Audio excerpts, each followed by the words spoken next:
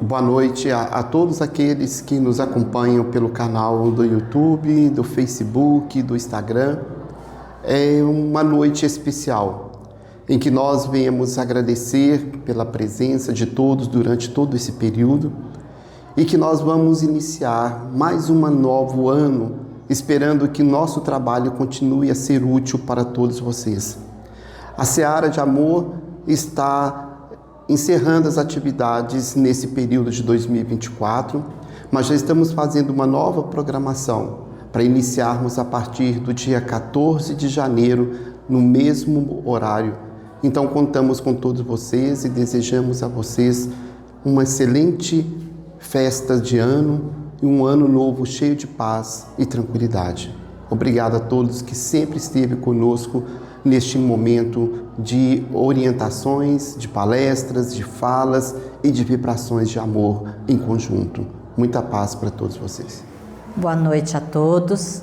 É uma alegria para todos nós estarmos aqui hoje fazendo a conclusão de mais um ano de trabalho na Seara, mas ressaltando que sem vocês, sem todos os trabalhos existentes, sem as pessoas que passam e que vêm até essa casa, aqueles que permanecem, isso nada seria possível. Então nós gostaríamos de, em nome da diretoria da Seara de Amor, agradecer a todos, agradecer a vocês que participam, que vêm, que procuram por todos nós, mas também agradecer aos trabalhadores que estão aqui sempre dispostos a atender, a acolher, a abraçar cada um de vocês. Que 2024 seja um ano de gratidão para todos nós por tudo que nós passamos, aprendemos e colhemos. E que 2025 venha recheado de esperança, de amor e de muito trabalho para todos nós, porque o trabalho é que nos dá a esperança de continuarmos vivos aqui. Então, um ótimo Natal para todos e um ano com muitas bênçãos e com Jesus entre nós. Muito obrigada. Olá, muito boa noite a todos, amigos da Seara de Amor, companheiros de trabalho, de fé. Hoje estamos novamente reunidos de forma virtual, porque todo esse processo de isolamento nos impede que viemos estar juntos, mas se Deus quiser, em breve nós estaremos todos juntos trabalhando por esse ideal tão bonito, tão maravilhoso, do qual Jesus nos postulou. Nós vamos fazer aqui a nossa prece nesse instante, para que nós possamos começar a nossa reflexão da noite.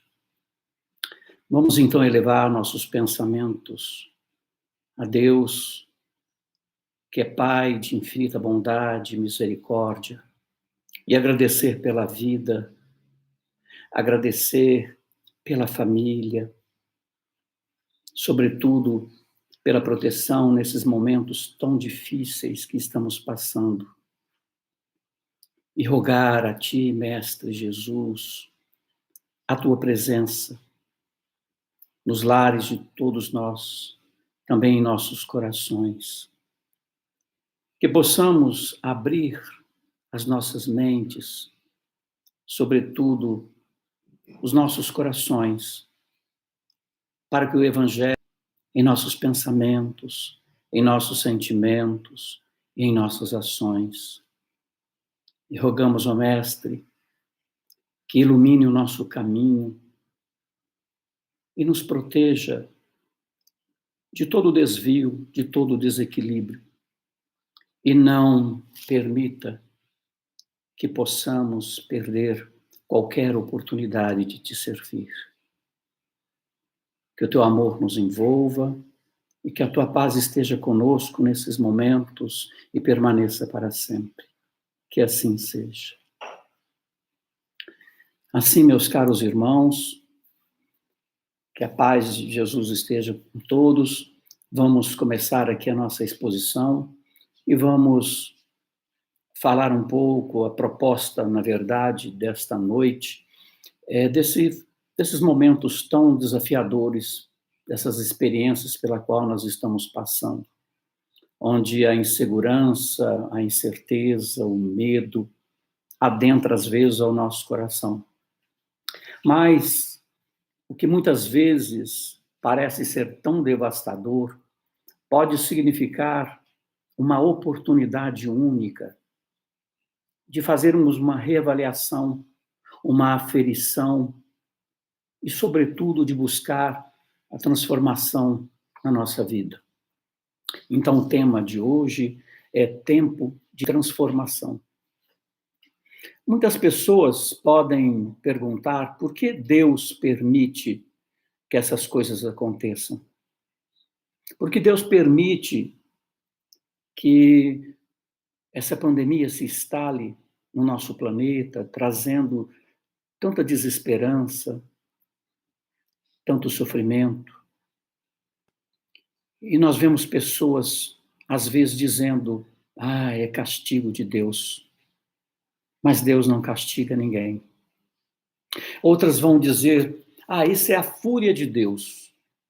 Mas Deus não é furioso. Então é a vingança de Deus. Mas Deus não é vingativo. Deus é amor. E nos ama incondicionalmente. Foi assim que Jesus nos ensinou, que Ele é Pai. Um Pai amoroso, um Pai misericordioso. É importante a gente lembrar, entender que a gente não é apenas um número na criação. Nós somos um número em série. Nós não fomos criados dessa forma. Deus tem um propósito para cada um de nós. Fomos criados dentro do amor divino. Jesus nos ensina isso, que cada um é especial para Deus. E como eu sei que eu sou especial para Deus? Nós olharmos os ensinamentos do Mestre, quando ele diz que o pastor que tem 100 ovelhas deixa as 99 e vai atrás de uma que se desgarrou. Olha o quanto essa ovelha é especial. Essa ovelha pode ser cada um de nós, que se desgarra de vez em quando, que se desvia do caminho. O próprio Jesus vai dizer que das ovelhas que o Pai lhe confiou, nenhuma se perderá. Nenhuma. E ele disse, se você quiser conhecer o Pai, conheça a mim. Então, a face de Deus está em Jesus, a misericórdia, a bondade de Deus está em Jesus. Então, nós não estamos desamparados. Isso é muito importante a gente entender. Não estamos à deriva nesse oceano de tribulações. Há uma sabedoria infinita regendo todo o universo e todas as leis. Há um governador espiritual que está no leme dessa embarcação chamado Terra, da qual é o Cristo. Então não há por que temer. Mas então nos vem a pergunta novamente, por que Deus permite que isso aconteça? E lá na terceira parte do Livro dos Espíritos, nós vamos ter um esclarecimento. Quando nós vamos estudar a lei de destruição. Mas então existe uma lei de destruição? Sim. Há todo um capítulo nos mostrando todas as leis, e existe uma lei de destruição, mas não como nós imaginamos. Os Espíritos vão nos dizer que aquilo que o homem chama de destruição não passa de transformação, que tem por finalidade renovação e o melhoramento dos seres vivos. Então, na questão 728, nesse capítulo vai ser tratado os chamados flagelos destruidores, como as epidemias, as pandemias, os cataclismos. E na questão 727, Kardec vai perguntar qual que é o objetivo, então, que Deus permite que esses flagelos atinjam a humanidade. E os espíritos vão responder com o objetivo de fazer a humanidade progredir mais depressa. Mais depressa. E que isso é necessário para a regeneração moral dos espíritos. E que em cada uma dessa existência sobe um degrau rumo à perfeição. Então eles vão dizer que a partir desses acontecimentos, de experiências como essas que nós estamos vivendo agora, é que são feitas transformações que demorariam séculos para que pudesse se realizar, se não fossem esses acontecimentos. Nós podemos observar que foram exatamente acontecimentos como esses, momentos difíceis que a humanidade atravessou, que houve o maior desenvolvimento em todas as áreas, científica, tecnológica, e para o homem, um crescimento moral. Então, por que há esse crescimento moral? Porque esses momentos nos levam à reflexão. É por isso.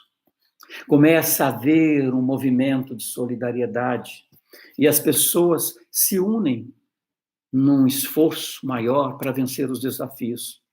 Esses acontecimentos normalmente abalam as bases da sociedade. E isso fez com que a sociedade possa mudar os hábitos, possa mudar alguns comportamentos que também demorariam séculos para serem transformados. O consumismo desenfreado é um deles. Basta olhar da forma como nós estamos vivendo, como nós estamos consumindo. Isso, a longo prazo, não se sustenta, se não houver um freio. O egoísmo é outro. As pessoas querem apenas para si, vão acumulando, sem necessidade, enquanto o outro não tem nem o necessário. A prepotência é outro. De achar que pode ser maior que o outro. De achar que o poder é quem comanda. E chega um momento como esse que nós estamos vivendo, quando a crise se agrava um pouco mais, o teu dinheiro não vale nada. Nada. Na Itália, se nós observarmos, nós vamos ver que a crise se aprofundou de tal forma que quem tem plano de saúde lá, o melhor plano de saúde, e um morador de rua, são atendidos da mesma forma. Da mesma forma. O dinheiro ali perdeu, o poder perdeu o valor. Tudo isso nos traz uma reflexão para todos nós. Algumas coisas têm que perder a importância e outras têm que surgir, como a solidariedade, como a gentileza, o altruísmo. E aí nós vamos começar a entender, a aprender o que é essencial, o que é supérfluo, o que realmente tem importância na nossa vida. Então, é para isso que servem esses acontecimentos, que parecem tão sem propósitos, que parecem destruidores, mas são movimentos de transformações coletivas e individuais. Tudo isso que está acontecendo nesse momento é uma prova coletiva, mas também individual. É uma prova onde todos nós seremos aferidos. E é isso que nós temos nesse momento de prestar atenção. É nisso que nós temos que refletir. O que isso tudo representa para mim? Qual a minha percepção diante de tudo isso? Qual a minha prova diante de tudo isso? Quais as mudanças que eu tenho que fazer? Porque é engraçado, nós vemos pessoas dando depoimentos fantásticos, comoventes. Pessoas que entenderam a mensagem realmente que está sendo transmitida a toda a humanidade. E eles dizem, a humanidade não será mais a mesma depois disso. Agora seremos um mundo muito melhor, um mundo regenerado. As famílias estão mais unidas. Há uma maior solidariedade. As pessoas vão ser mais altruístas, isso e aquilo. Isso é verdade. Essa é a mensagem de todas essas experiências que estamos passando. As pessoas identificaram esse momento de reflexão e de mudança, sim. Entenderam que as pessoas têm que rever os seus valores, as suas posturas, seus comportamentos. Isso é muito bom. Mas é uma coisa muito importante, meus amigos, é que poucas pessoas trouxeram isso para suas vidas, para a sua família, para os seus conflitos. Olham para tudo isso como se a humanidade tivesse que mudar, mas não ele. Como se os conflitos familiares dos outros tivessem que ser resolvidos, mas não o meu. Como se os conflitos internos fossem superados, mas não os meus. Ou seja, como que as outras pessoas tivessem que melhorar, se transformarem em pessoas melhores, mas não eu. Então, tem gente que está doida para tudo isso acabar, para esse isolamento acabar, e viver aí num mundo transformado, num mundo melhor, menos ele. Nós temos que trazer essa mensagem de transformação para a nossa vida. Senão, não vale a pena tudo o que está acontecendo. Se nós não conseguirmos fazer desse momento um momento de reflexão, não vale a pena, isso não acaba. Então eu tenho que ver como eu tenho vivido até agora. Como eu posso consertar os meus equívocos lá do passado. Quais são os meus conflitos internos que eu tenho que trabalhar? Esta é a oportunidade única, meus amigos, que a espiritualidade está nos dando. Por quê? Porque no tumulto do dia a dia, no tumulto dos conflitos do trabalho, a nossa rotina tumultuada, nós nos eximimos de fazer essa aferição da nossa vida. Porque nós nos colocamos ocupados demais para isso. E provavelmente não faríamos isso em situações normais da nossa vida. Talvez o que nós podemos identificar agora para a nossa melhoria seja único. O que demoraria essa transformação séculos para que isso se realizasse. Talvez o tempo que Deus está me dando é para que eu possa reajustar a minha vida. Para eu avaliar as minhas prioridades, os meus desejos, os meus sentimentos, os meus pensamentos cristalizados. Por isso é tempo de aferição. Por isso é tempo de transformação. Esses momentos são oportunidades que nós temos que aprender. Não podemos deixar passar. Uma coisa muito importante é que nós temos que aprender a conviver conosco. Eu tenho que aprender a conviver comigo mesmo. Quantas pessoas não conseguem conviver com ela mesma? A conviver com o silêncio da reflexão. Porque o silêncio fala. Às vezes o silêncio grita. Grita os nossos erros. Às vezes o silêncio grita os nossos vícios. Às vezes o silêncio grita a nossa culpa. Por isso, às vezes, nós fugimos para o barulho das ruas e nos inserimos numa rotina excessivamente ocupada. É casa, trabalho, estudo, academia, isso, aquilo, tal. Isso é fuga. Fuga de si mesmo. Esta, então, é uma oportunidade de eu me aceitar como eu sou. Ouvir o meu silêncio. E daí trabalhar nisso. É preciso estabelecer um relacionamento conosco nesse momento de isolamento, para que eu possa ir trabalhar e fazer a grande obra de transformação. É lógico que tudo o que está acontecendo, meus amigos, vai trazer uma série de preocupações para todos nós.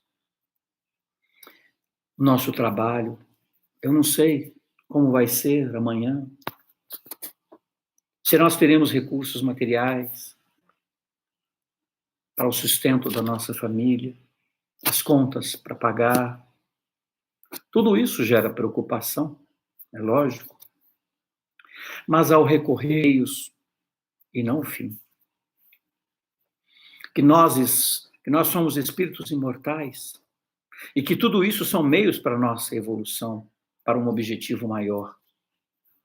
Então é preciso manter nesse momento a fé em Deus, que tudo isso vai passar e que Ele há de prover aquilo que necessitamos e daquilo que é melhor para nós.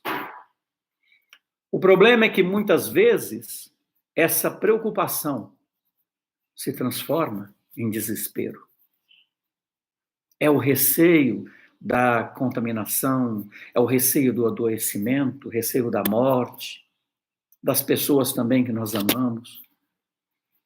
Mas nós precisamos mais do que nunca, nesse momento, exercitarmos a nossa fé, colocar em prática os recursos que o Evangelho e a doutrina espírita nos oferecem, e confiarmos.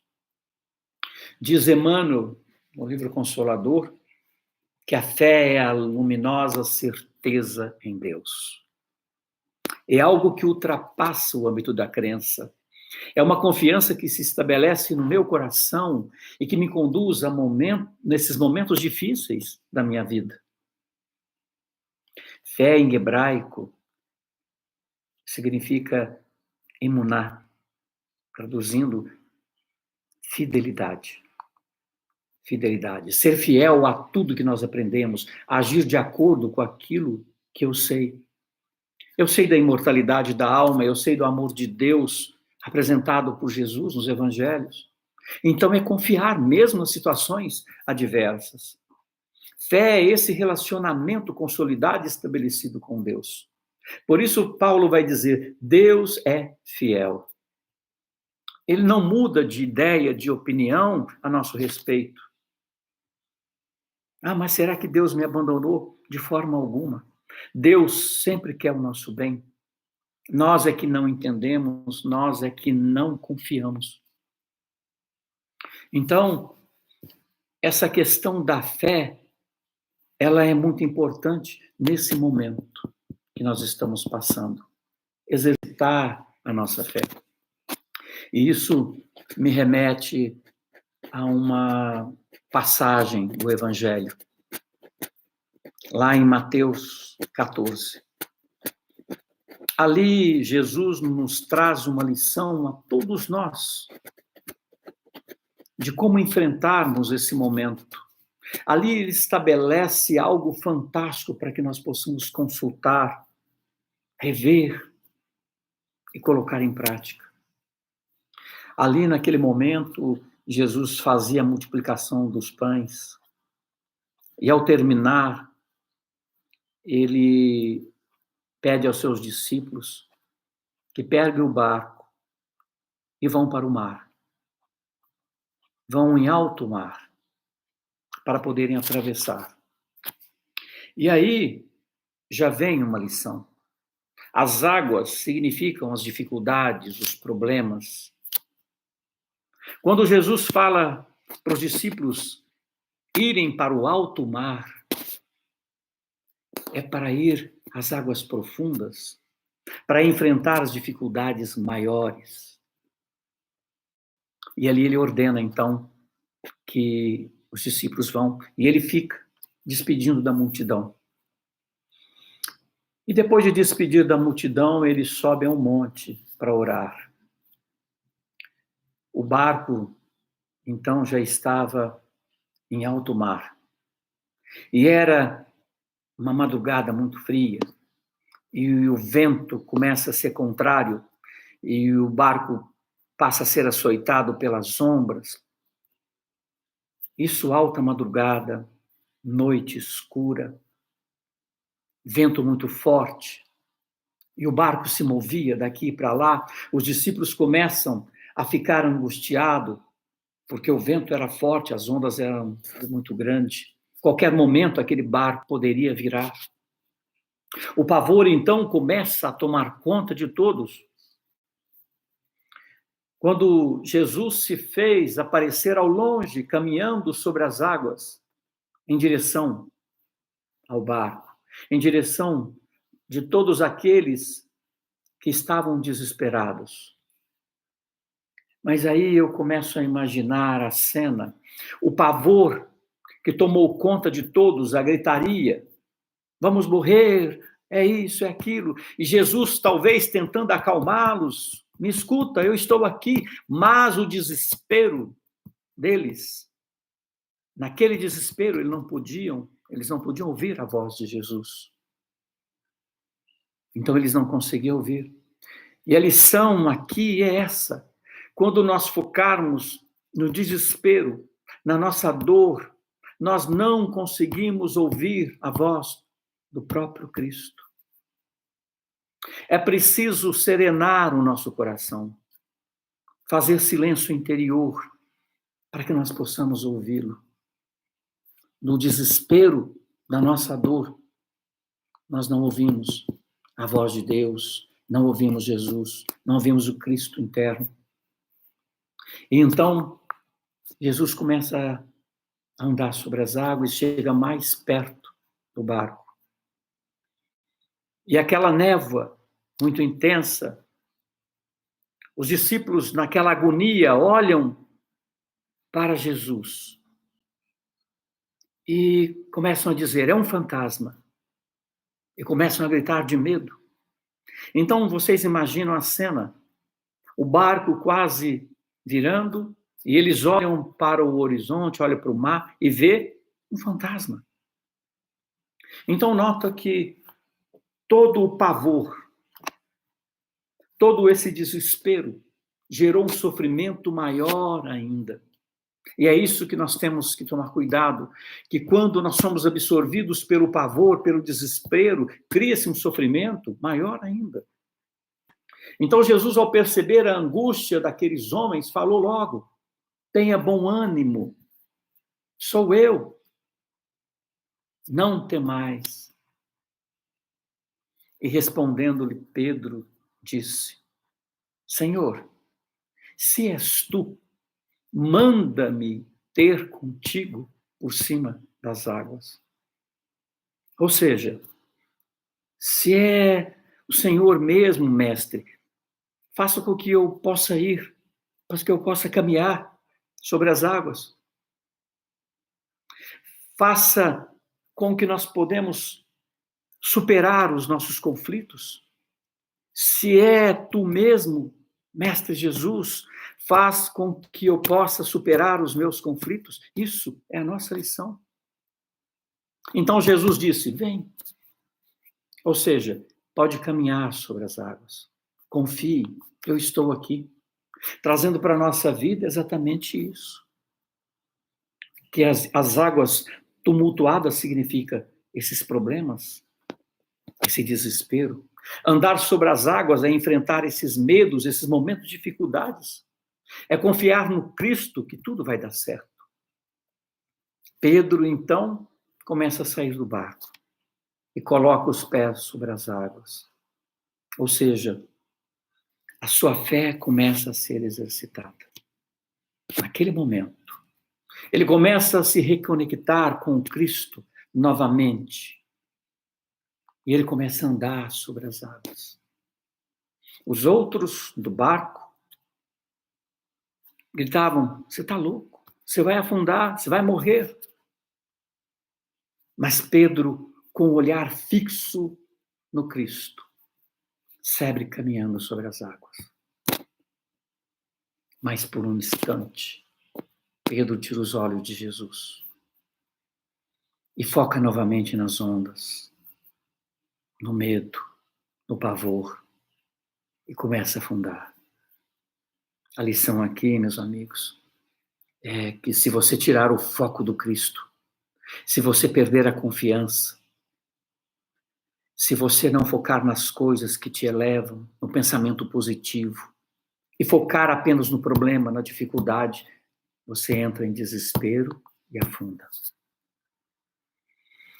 Nós não sabemos, mas talvez Pedro, ouvindo aqueles que ficaram no barco, diziam: você não vai conseguir, você vai afundar. Isso pode ter feito com que Pedro entrasse naquela onda mental de pessimismo, de desesperança, de medo, e ele afundou. Ou seja, por mais que as pessoas dizem que o caos se estabeleceu, por mais que você ouça na mídia notícias desesperadoras, mantenha o foco no Cristo. Mantenha a fé. Não foque no pessimismo. Não foque no desalento. Nós temos que tomar cuidado, meus amigos, para não sermos aqueles também que causam desalento às outras pessoas. Muito cuidado ao repassar uma mensagem que você recebe no WhatsApp, uma mensagem que você não sabe nem a fonte, uma mensagem negativa para outra pessoa. Você pode estar colaborando para que ela possa afundar.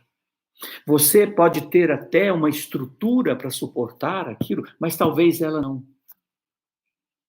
Então é muito importante que nós chequemos as fontes.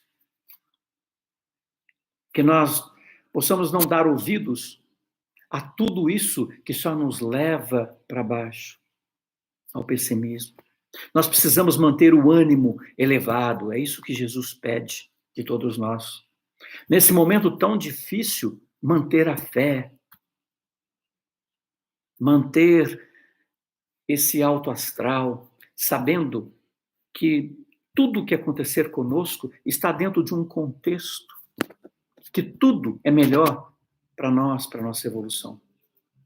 Então o Evangelho diz que Pedro afundou e começou a gritar, dizendo: Senhor, salva-me. E logo Jesus, estendendo a mão, segurou e disse: homem de pouca fé, por que tu duvidaste? E subiram para o barco e o vento acalmou. Ou seja, Jesus dizendo: eu não te pedi para tirar o foco, para não tirar o foco de mim, para não olhar para o desespero, para não olhar para o pessimismo. Você tirou os olhos de mim e focou nos problemas, focou no medo, focou no pessimismo daqueles que não confiam. Essa é a mensagem nesse momento para todos nós. Nesse momento onde nós passamos experiências tão difíceis e situações adversas. Mantenha o ânimo elevado, mantenha o pensamento positivo. Acalma o seu coração e confie. Jesus está conosco. E Deus não desampara nunca, nunca. Essa é a mensagem que nós queríamos passar para todos vocês nessa noite. E também dizer que o Evangelho e a doutrina espírita têm recursos maravilhosos para que nós possamos passar esses momentos tão difíceis.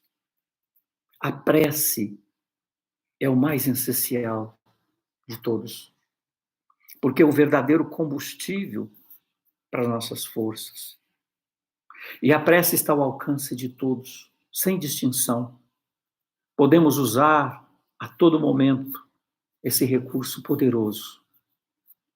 O estudo do Evangelho, outro recurso fantástico, um recurso inesgotável, que nos mantém conectados com as esferas superiores e com o próprio Cristo. Nos mantém na sintonia da esperança, da fé. Outro recurso, o Evangelho no lar. Um recurso que mantém a família unida nesses momentos e traz ao nosso lar a proteção da espiritualidade maior. É preciso ter esperança, meus amigos. Emmanuel vai dizer que a esperança é filha dileta da fé. A primeira filha da fé é a esperança. É ela que nos dá força para caminhar. Ele vai dizer que a fé é o sol e a esperança é a lua. A lua é aquela que ilumina nos momentos de maior escuridão, enquanto o sol ainda não raiou. Então, nesses momentos, nós temos a esperança. Nesses momentos de sombra, de desafio e de dores que vivemos, precisamos recorrer à luz da esperança que serena o nosso coração, enquanto a claridade da fé ainda não raiou. Então, essa é a mensagem, meus amigos. Espero que todos possam absorver do Evangelho essas lições primorosas que fortificam o nosso espírito e que isso possa passar o mais depressa possível. Mas é importante relembrarmos, isso só vai passar na medida em que nós nos comprometermos em aferir os nossos comportamentos, os nossos pensamentos, os nossos sentimentos, as nossas posturas de vida. Muito obrigado, desejo a todos muita paz em seus corações, muita luz, muita lucidez nessa hora, muita serenidade, sabedoria para enfrentar os desafios. Que Jesus os abençoe e os proteja. Amém.